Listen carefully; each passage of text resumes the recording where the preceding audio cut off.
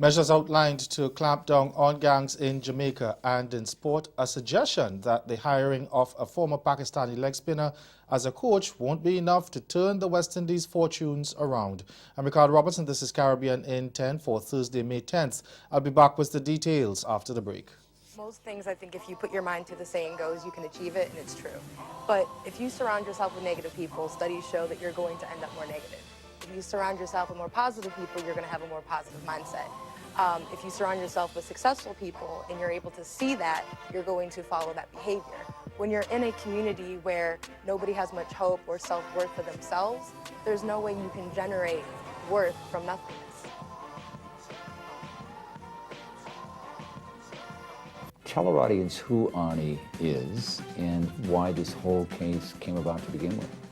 Ani Chaporian is a strong, brilliant, ethical woman, a physician's assistant with a medical master's of science degree from the very prestigious Yale University medical school program.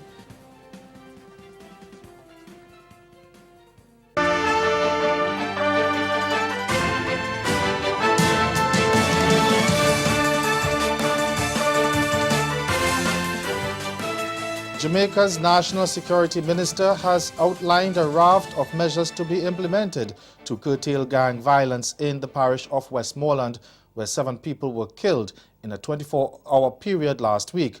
Speaking in the House of Representatives yesterday afternoon, Dr. Horace Chang said 57 murders and 64 shootings were reported in the parish from January 1st to May 5th.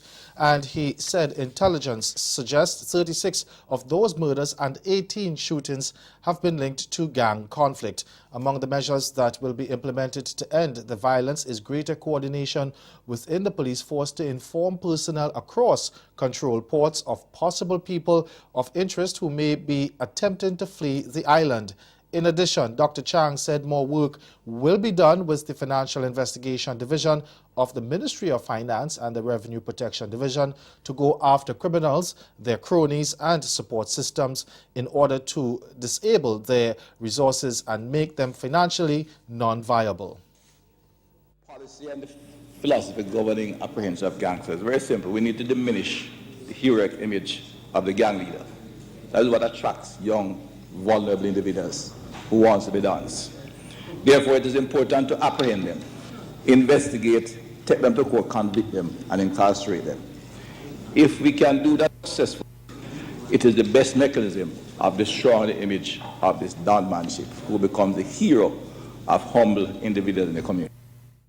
Staying in Jamaica, the Ministries of Tourism and Education have partnered to launch the first high school level certificate program for the hospitality industry. The project, which provides entry-level certification, is costing the government $100 million Jamaica dollars. Tourism Minister Edmund Bartlett says the initiative aims to establish a curriculum that prepares secondary school students for employment in the sector.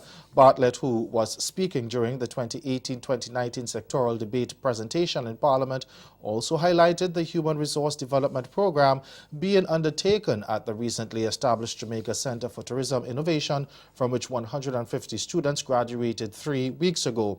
The institute trains and certifies people with the requisite qualifications to enable them to secure employment anywhere in the world.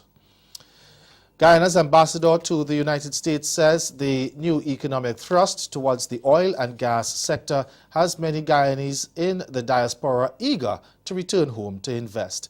Dr. Riyad Insanali says that with Guyana on the cusp of change, many who have the requisite skills want to share them with the country. We get more in this report from Royden Janes of HGP Nightly News. Guyanese living in the United States have been bursting with excitement to return to Guyana to either invest or to get a first-hand feel of things in Guyana in light of recent developments in the oil sector.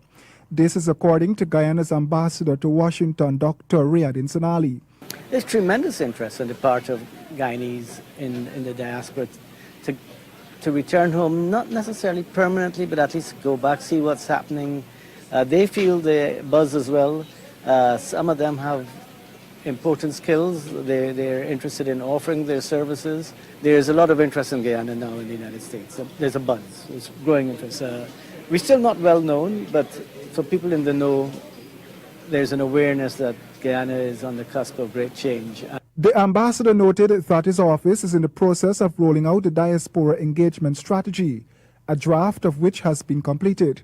Ambassador Insinali noted too that there are still areas for consideration to include in the strategy. Still don't have very clear guidelines in place for members of the diaspora in terms of what they can expect when they come back, apart from the remigration policies that are well known. We perhaps need to consider other incentives. We perhaps need to consider structured programs to attract specific skills.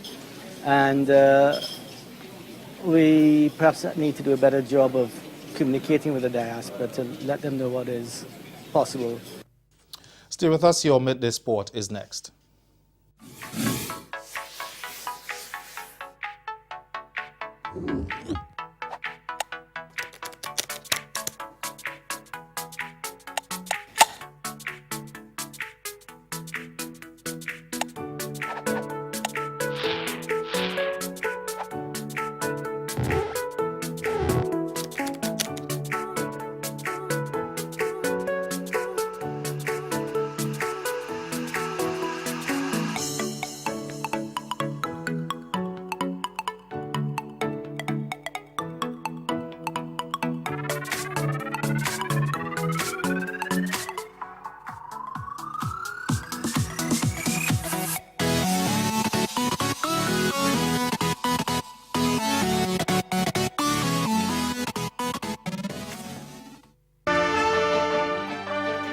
Respected regional cricket analyst Fazir Mohammed believes bringing former Pakistani leg spinner Mushtaq Ahmed in the coaching staff of West Indies cricket is a welcome move.